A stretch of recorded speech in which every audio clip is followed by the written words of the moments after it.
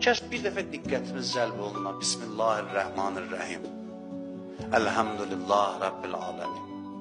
Sözlərin hamısına fikir verəsən. Nə gözəl sözlər. Ər-Rəhmanir-Rəhim, Maliki Yevmiddin. Rəhman dedi, təzdən gəldi. Maliki Yevmiddin nədir? Qiyamətin sahibidir. Əvvəl deyir, arxain ola. Qiyamətin sahibi rəhimlidir. Rəhimlidir. Ər-Rəhmanir-Rəhim, Maliki Yevmiddin. İyyəkə nə'budu və iyyəkə nəstəyin. Fikrin, diqqətin onda olsa, deyir, sənə pərəstlik edirik, səndən kömək istəyirik. Allah da deyir, kim məndən istəsə mən verərəm. Səndən kömək istəyirik, qüdrət, adama arxainlıq verir. İhdinəs sıratəl müstəqim, bizi doğru yola yönəlt. Sonra nə? Namazda imamət var.